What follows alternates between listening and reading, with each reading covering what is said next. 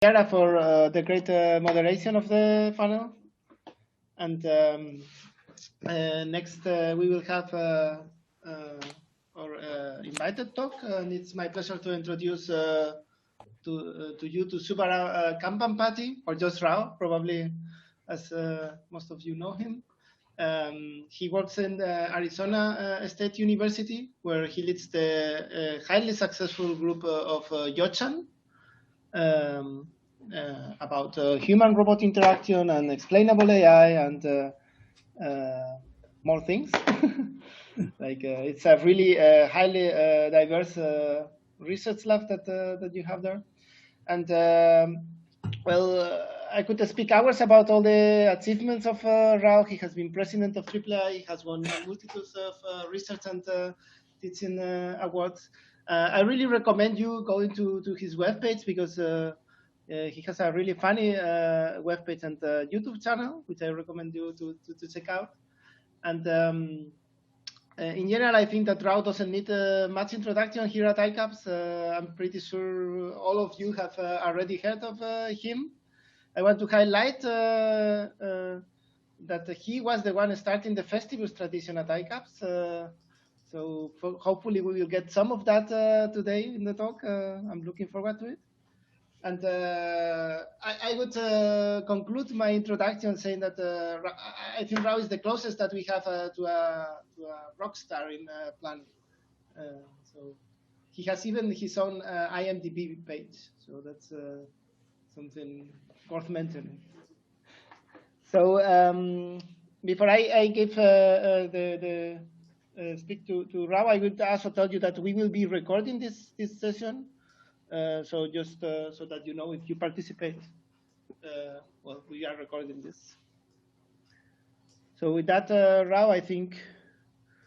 Okay, so you can see my shared screen, right? Yes. Okay, good. Hello, everybody. I really can't see you. It's a strange way to give talks, but I'm doing my best to get psyched up about this.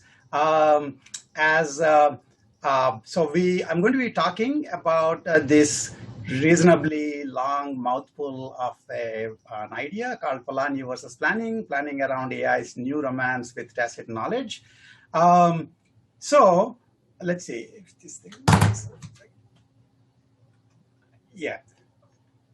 So actually, this is not the usual normal style DC doctoral consortium mentoring talk. So I did give one of those a while back, before probably some of you were born in 2009. I had a lot more hair and a lot less fat at that point of time. But, you know, and that thing about how to give talks and write papers, I wound up doing that once again in each guy a few years later in 2013. That version is actually available on YouTube. So if you're interested in one person's view of how to write papers and give talks, you know, at least my view, you know, you can try checking it out, especially if this talk doesn't bomb, because if it bombs, you know at least what not to do, presumably. So that's about, you know, something that, you know, it's more of a mentoring talk, but I'm not going to give that. Now it would look as if I might be giving an actual research talk on my research. It turns out that's also not true. As you know, Alvaro pointed out, I actually give, I do work in human-aware AI systems, and the closest projection of that into this community, into planning, of course, which I consider myself, I consider my home community, is explainable planning. There's a great workshop that happened, you know, a couple of days back, and maybe some of you were there too. So my current overview of my research is in this AI magazine article that just came out. You might look at it, and if you're interested, apparently we rented a session tomorrow, AM1, on explainable planning. A bunch of the talks there, I believe 3 of the talks there are from our group. So that would give you an idea of what we are currently excited about. So I hope you will come to those sessions too. Okay, so that's about what this talk is not about. Either of these talks I could have given without much of a preparation. And so I asked Alvaro to these 2 ideas and this other idea about Polanyi versus planning. And I told him, look, please say one of the other two, because this one I have to make the talk. And as a good friend, of course, he said, go with the third one, the one for which you don't have any slides. So I spent, I guess, last 1 week essentially sort of pottering around ICAPS, thinking about what I'm going to tell you. So that's what I'm going to do. And so it turns out that this talk is kind of not a mentoring about how to write papers kind of a talk. It's also not my specific research, to get how, ICAPS papers kind of a thing. But it's more of a sort of a declarative bias to get you to think about planning research in the current age. So that's what I'll try to do. So it's sort of a bit of a Festivus-like. And for those of you younger ones who think, what is this Festivus nonsense? Festivus is your heritage. It's part of who you are. ICAPS is basically started this Festivus back in 2005. It turns out that I went and found this kurta that I wore in the original Festivus when I actually ran the show. And so I still fit in it. I guess that's one of the advantages of buying really large kurtas. So you can always fit even after you get quite fat. Also, I noticed that I am talking at 1 p.m. in the afternoon here for me, but it's probably like 9 o'clock in Europe, and also maybe 7 o'clock in Australia, 9 in the evening for Europe, and 7 in the morning for Australia. So to encourage, I know that you're not in the work day time, so I thought I should suggest a nice drinking game too. So here is a drinking game for you. Every time you hear the word tacit or explicit, take a swig of orange juice, and then you would have enough C vitamin to last an entire year. So that's for sure. Okay, so let's get going now. So let me start with this. Okay, so last year in 2019, Jeff Hinton, of course, came to Phoenix to take his give his the Turing Award lecture. He and Jan LeCun both came and gave the lectures here. Anyway, so when Jeff started giving the talk, and I was actually in the audience, because it's in Phoenix, we all, made a pilgrimage to the convention center there, and we were in the audience. And this is a picture I took of, his first slide. He started by saying there are 2 ways to make a computer do what you want. One is intelligent design, and the other is learning. Say what you may about Jeff, the man knows how to use words just right. He would have been a natural in ICAPS Festivus, really. It turns out that you can put intelligent in front of pretty much anything in the world, and it would mean a good thing. And he put it in front of design, and it becomes a bad thing. Those of you who know the whole intelligent design theory business, which is all these evolution deniers. So obviously, nobody in science would like to be connected to intelligent design. In case you couldn't see what was on that slide, this is what he was saying. Intelligent design involves figuring out consciously exactly how you manipulate representations to perform a task, and then tell the computer in detail. And things like excruciating, etc., is of course Jeff doing it, but really, if you know how you do the task, you tell the computer a model of the task, and then presumably, add search algorithms on top of it, the kind of thing that we do in planning. And then he says that is intelligent design, so that anybody worth their salt in science would be worried about being in that area. And then the other, of course, is learning. Show the computer lots and lots of examples of inputs together with the desired outputs, and then let the computer learn how to map from inputs to outputs. It's like basically just let the evolution play in computing, and let the AI happen that way. So that was the way he starts the talk, very nice way. Now, learning versus being told, okay, which is basically an interesting thing for this community. We know that we actually give PDDL models. We'll talk about it a little more later, but we do give computers what we know about the world, and we let them do the combinatorics. So Hinton is really just reinforcing the AI zeitgeist, if only in sort of a doctrinal form and if only in a very Hinton-esque form. AI technology has managed to catch public imagination of late, I mean, thanks in large part to the impressive feats in perceptual intelligence, the things like the vision, audio processing, etc., voice recognition, and so on, and then bringing those advances to the masses on the street who, with their cell phones. Okay, that wound up being like a very big way AI has become very popular all over the place. Most of these advances have in fact, however, been in what I would call tacit knowledge tasks.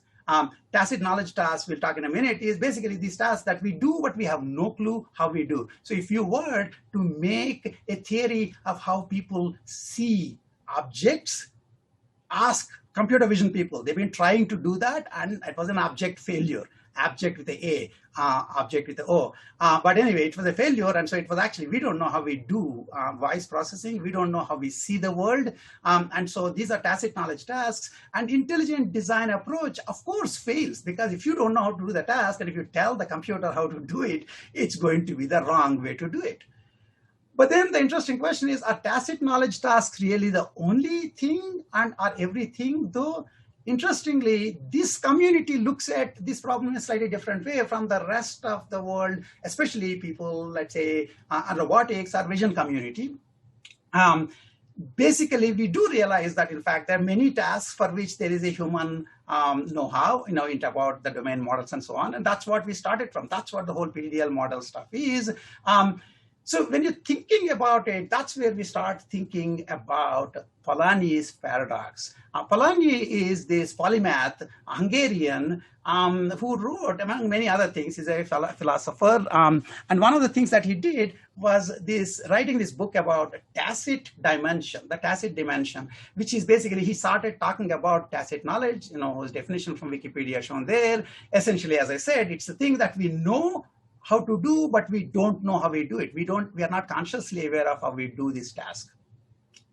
So Polanyi actually was lamenting when he wrote this book on tacit dimension. He was lamenting the fact that too much of our attention is typically focused on understanding explicit knowledge tasks rather than the tacit knowledge ones. And then basically, so he was arguing that really we know more than we can tell. We know more than we can verbalize. And so how come we are ignoring that stuff? That's what he was worried about. So this was sort of been seen as Polanyi's paradox.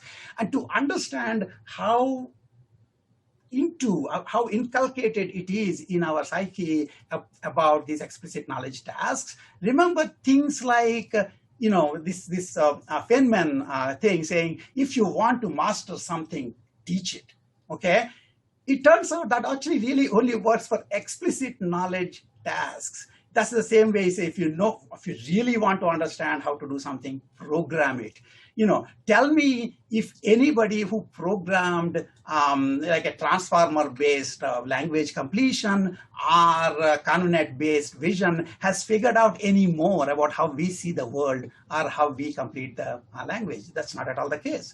So, in fact, we always just thought, when we talk of tasks, we thought of explicit knowledge tasks. And so it seemed like a reasonable thing that Polanyi was worried that, guys, look at a little bit of these tacit knowledge tasks too.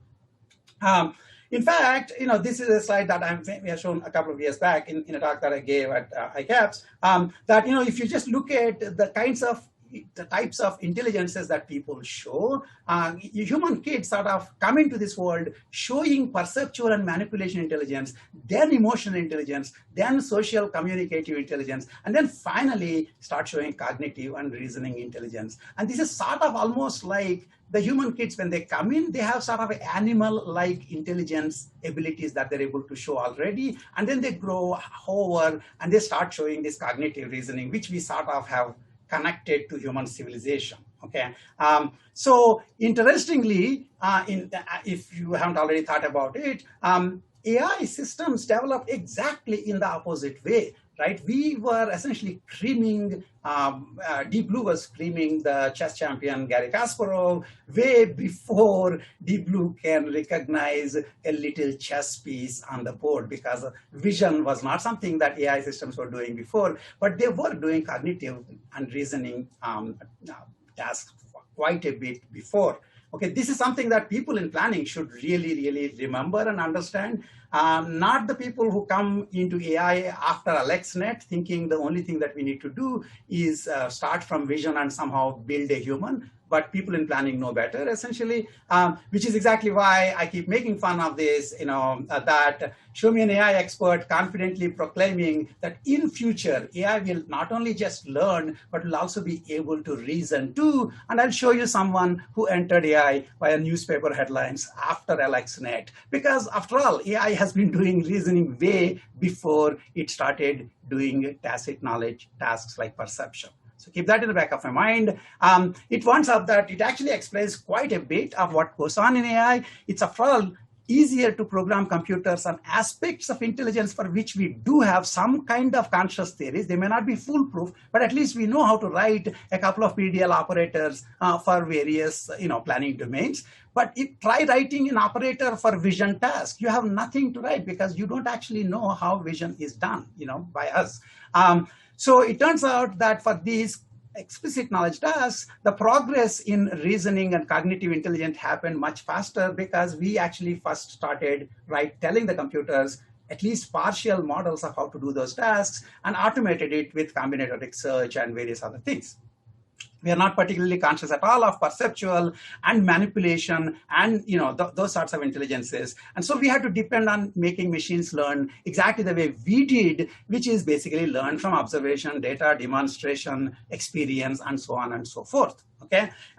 Keep in the back of your mind that if you only, as a human being in this society, learned only from your raw experience, never saw anybody else, never read anything, never got told anything, you are not likely to be a civilized person, even at the lowest common denominator level, because we do depend a lot on the ability to transfer these explicit knowledge tasks across.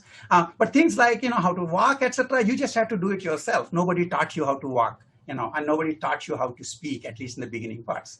And of course, that this thing became feasible, as we think about the fact that this became feasible, this learning for these tasks became feasible because really of the orthogonal, extension, orthogonal developments in things other than AI, such as web, and we just completely uploaded our collective subconscious to the web, and then that became the data in which you are training your systems.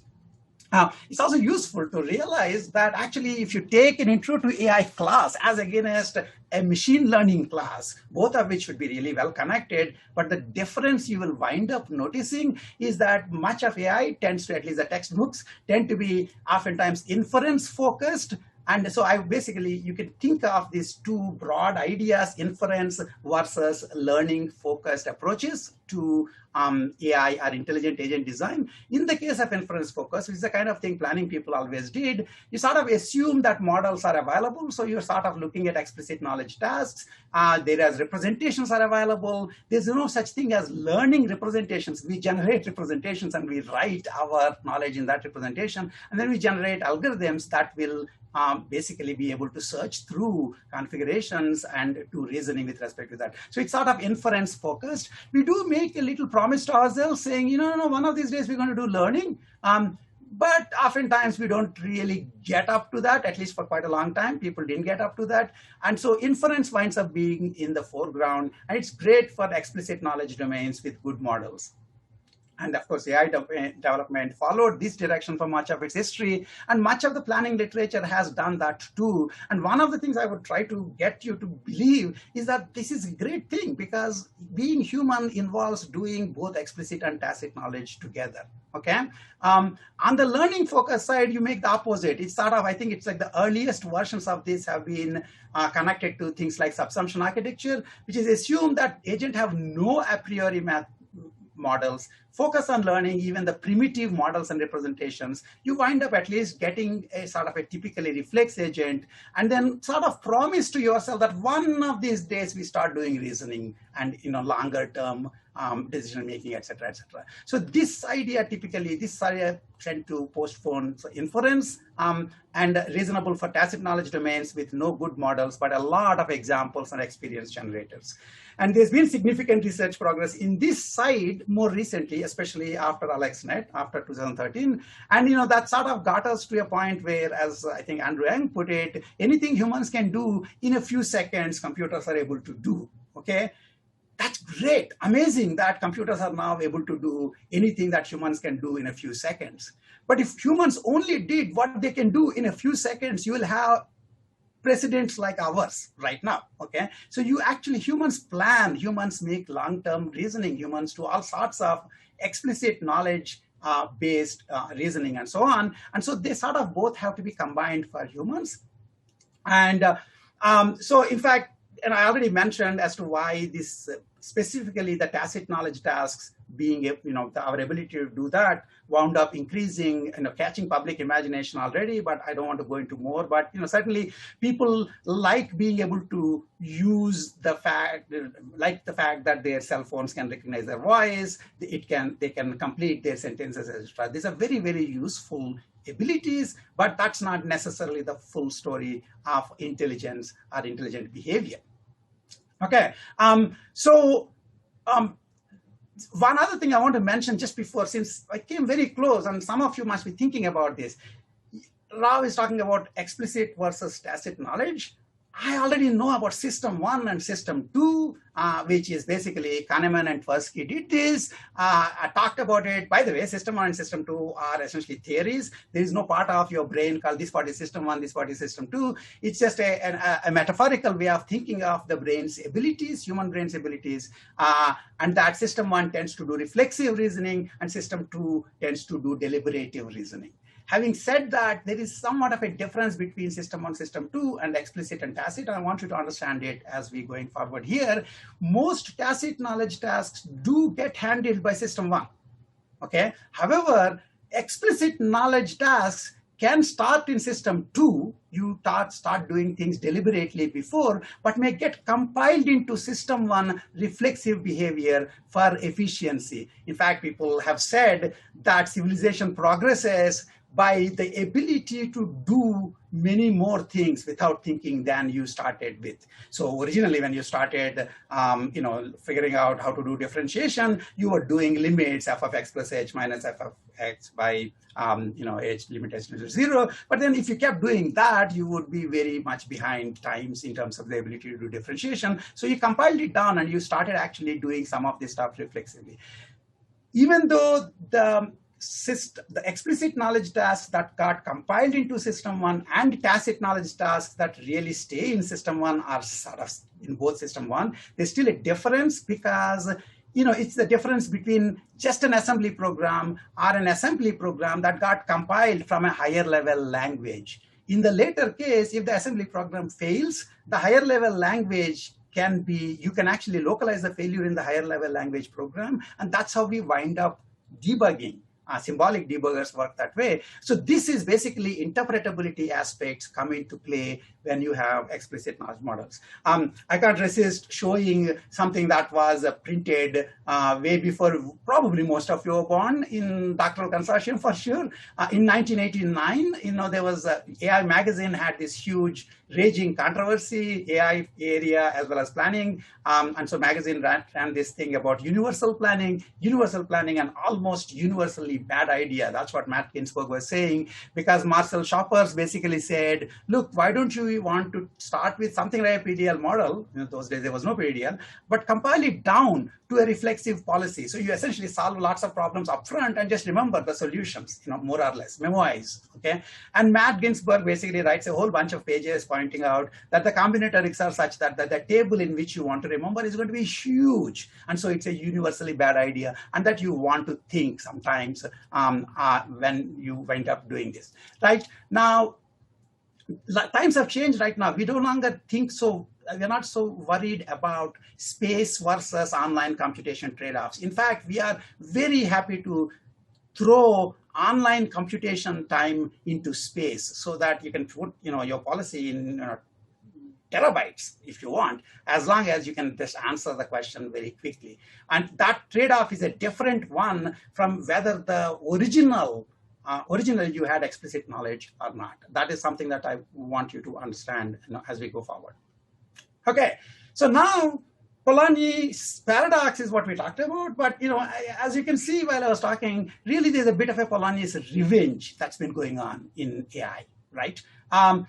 Essentially, AI now has this complete new romance with tacit knowledge. There's this old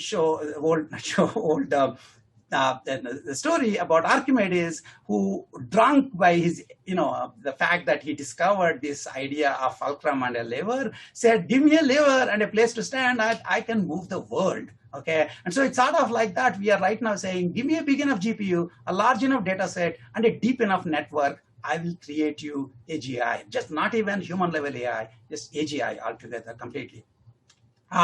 So this sort of bothered me. Partly because I've seen both sides of AI, and I think, being human involves doing both of these, both explicit and tacit knowledge tasks. And so I wrote this a viewpoint article, which is coming out in CSAM in February. That's also available on my webpage at that address. So Polanyi's Revenge and AI's New Romance with Tacit Knowledge. And what you see in that viewpoint article is some of this setup that I've shown you, as well as a couple more points that I want to show you before I go from that article to its direct impact on planning, which I've been talking about to some extent, but I want to talk more directly about how does this all matter to planning folks in ICAPS in particular.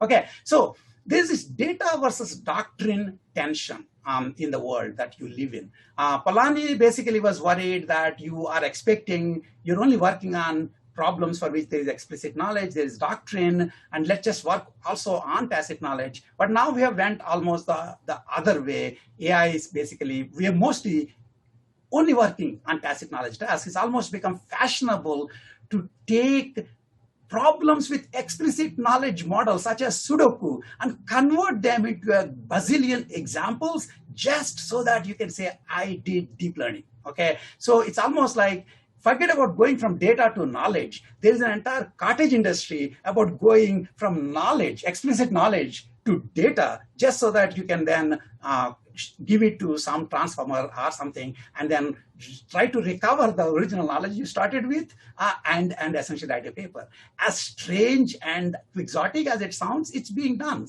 Many of you know this, and some of you are probably doing this. So the interesting question, of course, is what do we do when we actually have doctrine that we want systems to follow? That's the kind of things that people in planning have always been looking at. Look at domains where there is some amount of domain knowledge that people are happy and willing to give you. Would you just spurn them and say, don't talk to me, I will just learn from behavior? That seems like a completely silly thing to do, to me at any rate. One of the hallmarks of human intelligence seems to be a seamless interplay between tacit and explicit knowledge. And in a weird way, I think the pendulum for us has swung from all models are wrong, some are useful, to what are models? Why do you need models? We just go from data to decision directly. And that is something that we need to obviously give some thought to. So in the write-up, actually, on the viewpoint, which is meant for a more generalized audience, I actually try to connect the Polanyi's revenge to a whole bunch of things that are afflicting AI right now. And I've written a bunch of articles, on this separately. You can look up my webpage. But for example, this whole issue of interpretability, you should not be surprised at all that systems which learn their own representations don't have to make sense to you, okay? And whereas if you started from something like a PDL model, that is sort of, at least you understand the things that you're putting in. So the interpretability problem is a much simpler issue there. Similarly, this issue of if you don't quite know what they have learned, then susceptibility to adversarial attacks is quite high, because you can't guarantee that things will work as expected.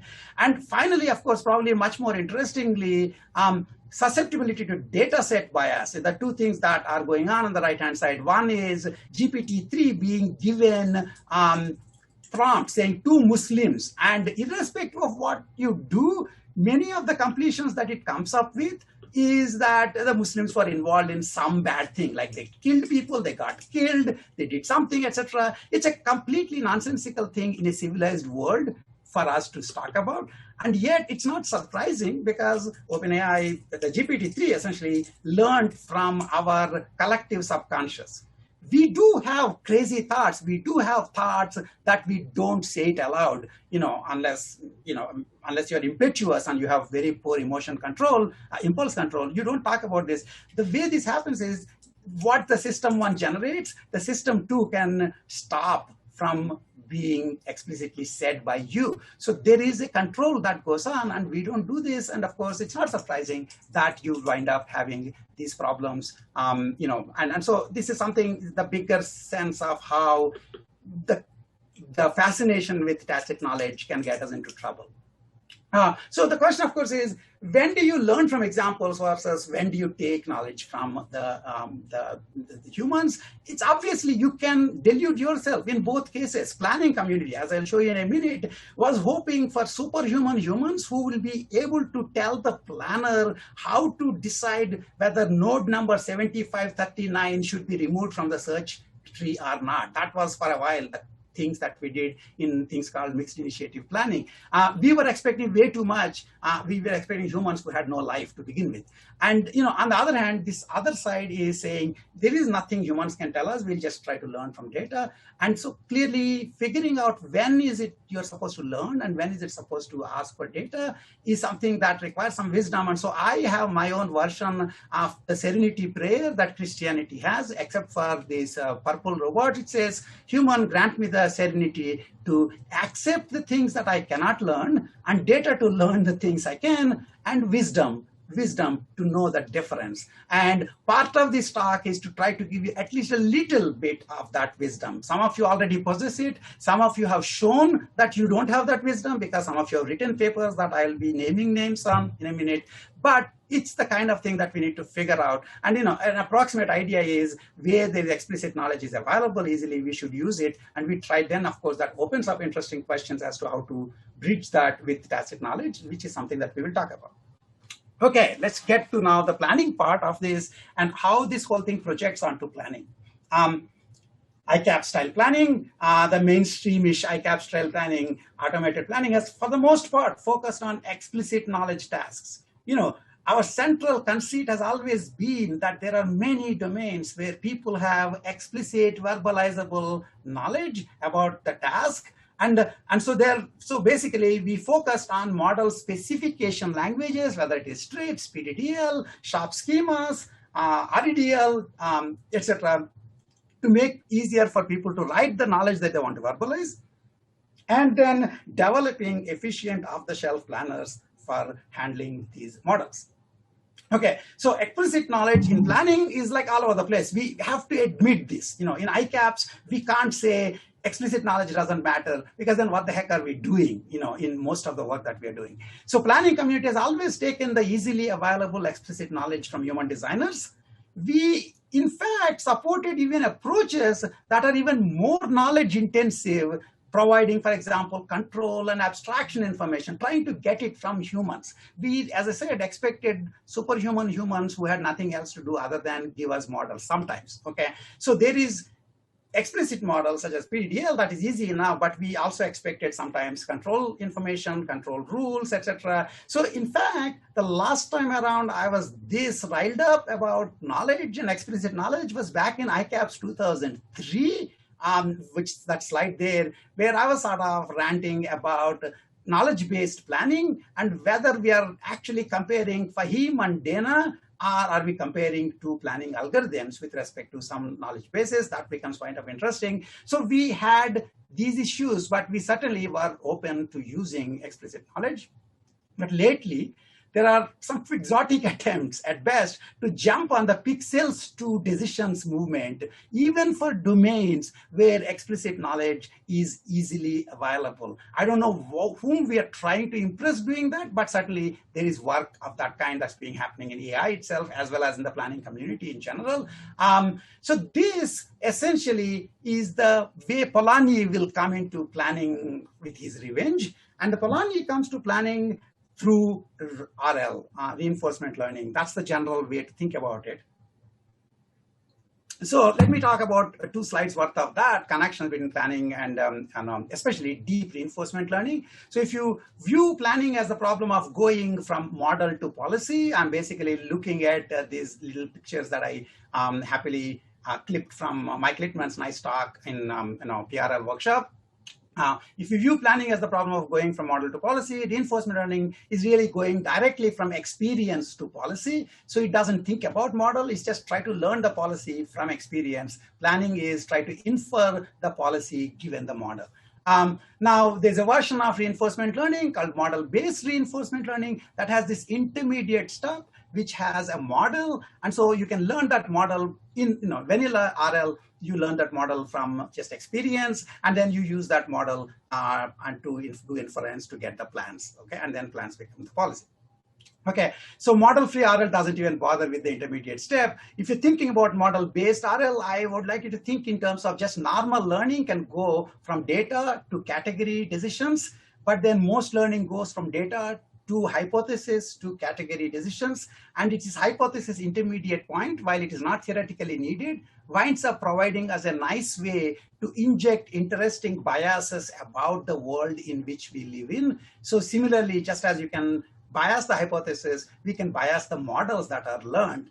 And in fact, vanilla model RL basically doesn't take anything from humans. We'll talk about that in a minute, but I would actually argue that we should be considering PDL models as the initialization, for example, partial models as initialization, which are then improved through experience. And that's a lot more useful way to combine partial knowledge that experts are able to give you. Okay, so given that, now, RL and planning, I once was talking about this fact that planning and RL are 2 central areas of AI separated only by a common problem. This is what they've said about US and UK, 2 great civilizations separated by a common language. So I think planning and RL really have a lot in common, but we don't talk as much partly because even though the problem is common, the tasks we focused when left alone wound up differing quite a bit.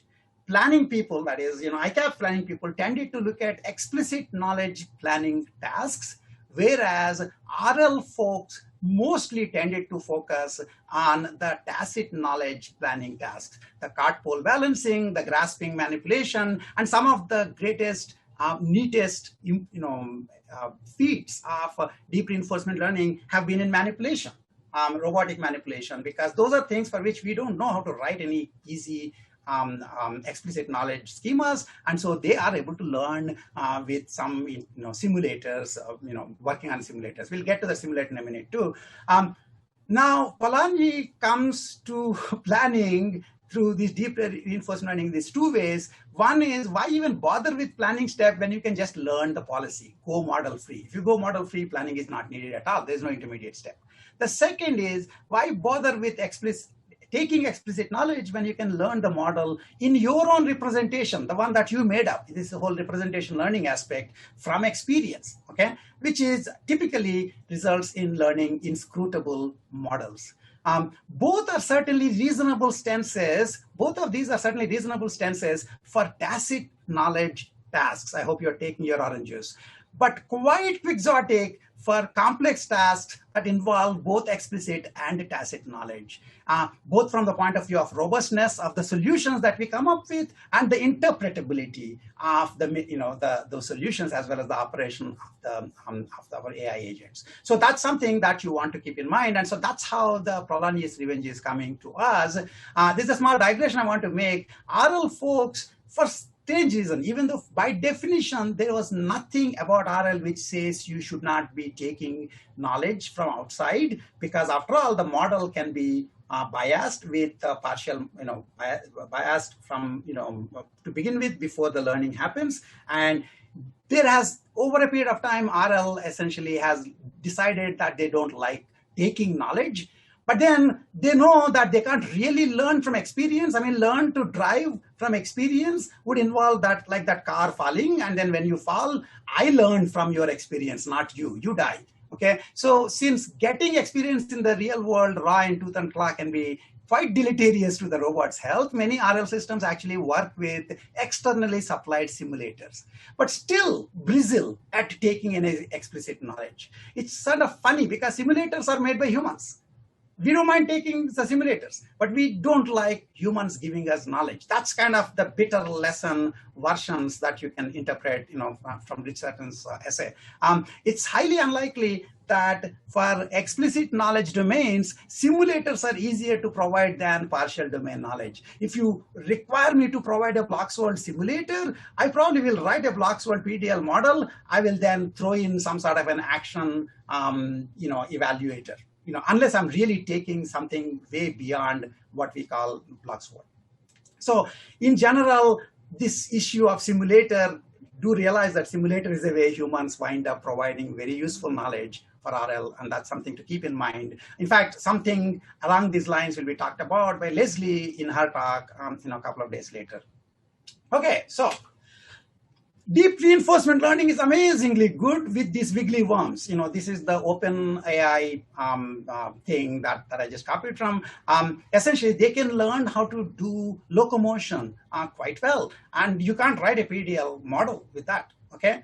But on the other hand, on this other side, you have Steve Chen and co in JPL want to talk about mission planning, mission scheduling. Schlumberger people apparently want to talk about drilling and how to do drilling plans. The world at large has lots and lots of planning tasks for which there are no simple simulators, ergodic simulators on which you can repeatedly keep, trying out and figure out how to do these simplistic tasks. So the question then is, how do we actually bridge these kind of tacit knowledge tasks with this kind of explicit knowledge task? And in fact, in between, there are tasks like task and motion planning, which involve aspects of both. And that's really the interesting thing we should be talking about.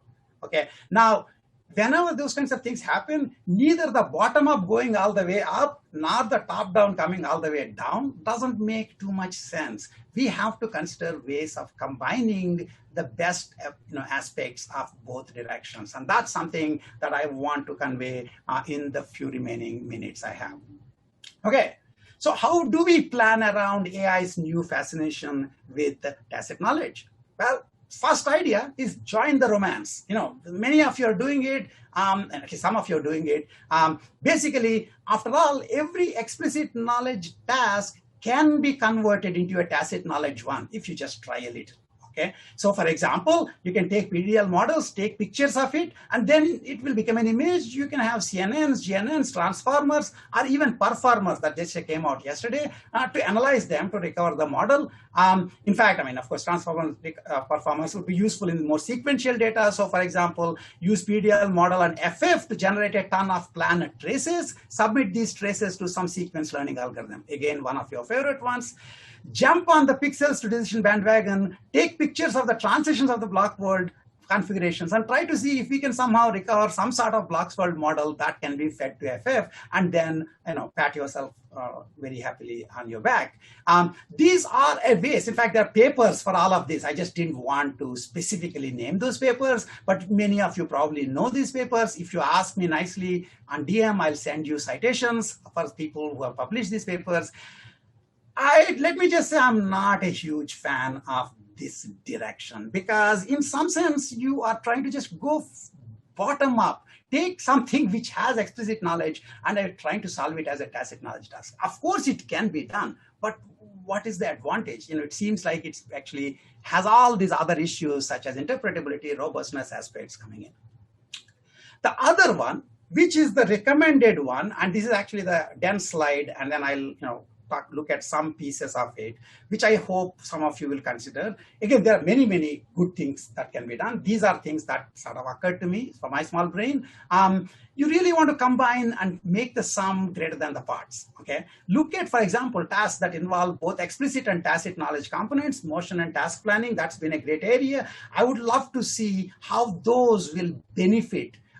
Some of the work that I really like, the kind of work that Leslie and her folks do in CSAIL, they're actually seriously realizing that you want to combine these things. And there's a nice talk that Michael Littman was giving the other day, which is also sort of focuses on these things. While looking at those kinds of directions, look at making the model acquisition task easier with learning. We always talk about this. There are better and worse ways of improving the model acquisition. I'll tell you a little more about this, but certainly these days you can't say learning is not solved, so we have to somehow not look at this problem. So that's definitely worthwhile looking at. Looking at planning for partially specified and incomplete models, it winds up being a related problem to actual model acquisition. If you admit that the model that you're working with is incomplete, then you really have to talk about robust planning, because it's no longer a situation of find an optimal plan with respect to this known to be correct model. Such is not any longer true. Look at interpretability issues, especially when the systems have both explicit and tacit knowledge. I love XAIP community. They are doing a very good job in terms of making interpretability and explanations when there is sort of a shared vocabulary, because it turns out even then there's a huge amount of work to do in terms of explanations and interpretable behavior.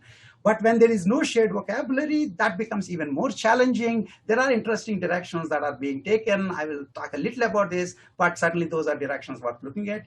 And of course, some of the other things that are going on, which I think is great, are looking at compiling control knowledge via learning. We always looked at deriving heuristics with clean principles, but really you can try to learn heuristics from traces from experience of the planner. That is something that is easy to do and that's worthwhile to do. Of course, you won't have the optimality guarantees and informedness guarantees, but really, life isn't having those guarantees. And so these are useful things, and lots of people are working on this. Even in this conference, there are papers on this. That's a great direction.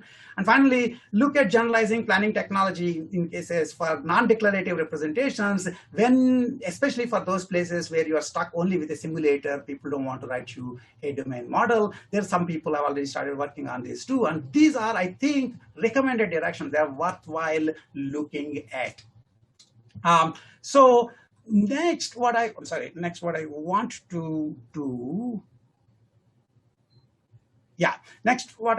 to do is kind of talk about three of them quickly and then wrap up. So learning for model acquisition and refinement, learning models from scratch from experience alone is unlikely to result in robust and interpretable models. So this picture that Michael Littman had, I would just basically say we should be allowing declarative bias partial models into this learning stage. People in machine learning talk a lot about inductive biases, but oftentimes they are stuck yet with inductive bias being the topology of the network, which is a fine but very primitive way to tell you what I want you to learn. I should be able to give background knowledge, which you then improve further over experience. So it's much better to provide declarative bias to the model learner in the form of partial models, which are then refined via learning.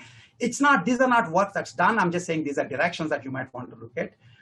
That way, essentially, you can start with like an OK model that you got from the human, and you are improving it over time.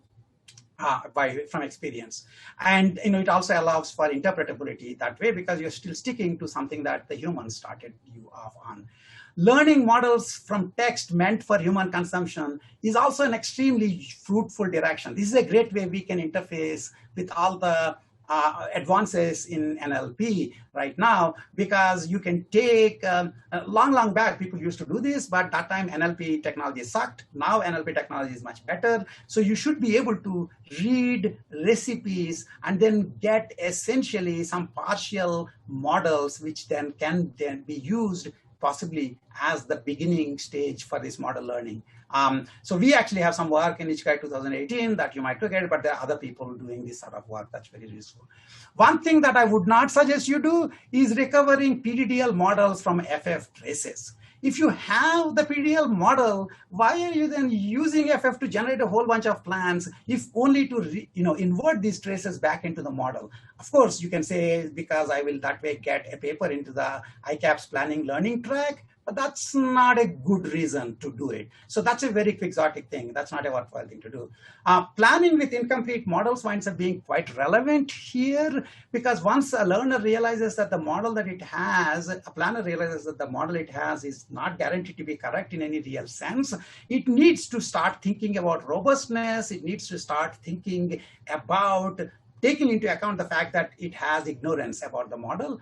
And so this actually leads to things like representations for incomplete models. I've been sort of in my group looking at not just strips, which is sort of a fully causal and certified correct model from the user, towards models that are more and more shallow and less guaranteed to be correct and complete, and then talk about how to do planning, robust planning with respect to that. And so you need to think about the kinds of representations for these kinds of models, and you need to think about what does it mean to do robust planning over these representations.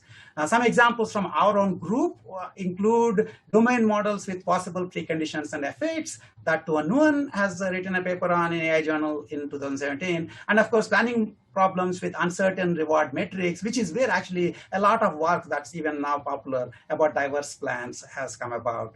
It's one of the earlier works. So those are, I think, quite relevant things. Once you start thinking about multiple models, in some sense, this issue of model uncertainty, you can take a Bayesian view of it and say that when you are uncertain about the model, that means you really have many complete models, one of which is the true model. And so you actually are doing a Bayesian account of planning. That's the way to do robust planning in general. And so it turns out that when you're thinking about human-aware planning, something that's much closer to my heart, it turns out that this becomes even more of an issue. So you now have a robot with an MR, which in itself can be incomplete, so it can be actually a set of models. And then the human has an approximation of the robot's model, which then the robot is trying to estimate. So this M hat RH will again be a distribution of models. And essentially the robot is stuck with doing multi-model planning to figure out whether or not its behavior is interpretable. So this is quite relevant even from those directions. In fact, there's a nice paper by Sharath in XAIP this year on Bayesian account of interpretability measures that you might look at. Actually, I should probably mention that somebody this morning was asking somebody in the doctoral consortium who was doing good explainability work on sequential decision-making problems. This person asked, I don't see why it is connected to XAI. I don't quite know why they asked it, but some people tend to think that XAI essentially means explainable machine learning with inscrutable representations. And I want you to kind of realize that's just a very small part of the spectrum. XAI is hard, but mostly as a debugging tool for inscrutable representations. Pointing explanations are quite primitive. If we had to point is the only way we can talk to each other, we would not have had the civilization we have. Explanations between humans typically tend to be very critical for collaboration, but they're not pointing and they're not a soliloquy by the agent. So the kind of work that's actually being done in XAIP community is very much relevant in this whole interpretability direction. So that's something that you might want to keep in mind. And again, as I kind of tongue-in-cheek ask, if you take this adversarial example where this school bus with some noise becomes an ostrich for most of the current deep learned vision systems, can you ask the vision system, tell me which part of this particular second school bus is making you think it is an ostrich, and how possibly useful can it be in essence, right? So pointing explanations is okay if you're an animal, but we are humans and we really have to go beyond that, and we want to keep that in mind. One last thing before I summarize is handling differing vocabularies is important. Much of the work in XAIP is done with essentially two PDL models, maybe with the differing precondition effects kinds of things. Eventually, we should be able to extend this in cases where parts of the models that are being used by the machine are, sort of not, they're inscrutable. They're not in the PDDL style models, but then the machine is willing to translate its explanation in a language that you understand. There's an interesting work that's going on in both explainable machine learning community, and then some of which we are doing in our group. There's a paper that Sharath and co are involved, where essentially you provide the explanations. Even if you are doing reasoning with a black box model, you provide the explanations in terms of concepts that the humans understand, and the machine, understand these concepts by learning their denotation over whatever is this inscrutable representations that you are looking at. So this is doable and worthwhile doing. Last but two slides. So Jeff Hinton and Rich Sutton are both saying intelligent design is crude. We should just be waiting for learning to happen. So the question, of course, a reasonable question can be asked, that we came into this world essentially, we evolved to this point essentially from animal intelligence to human intelligence, from amoeba intelligence to animal intelligence to human intelligence, and developing a pretty nifty system too along the way. And we even managed to make sense to each other sometimes, right? So why do I need any kind of explicit knowledge task? Maybe I can just do this whole thing from bottom up. I don't necessarily want to argue that it cannot be done.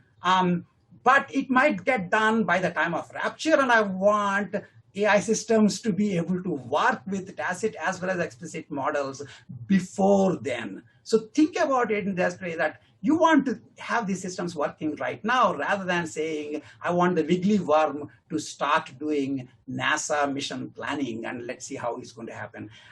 Even with the fast compute power, it's just not at all clear how long that's going to take. And it's this whole entire issue of whether or not when they do that, their behavior will be interpretable.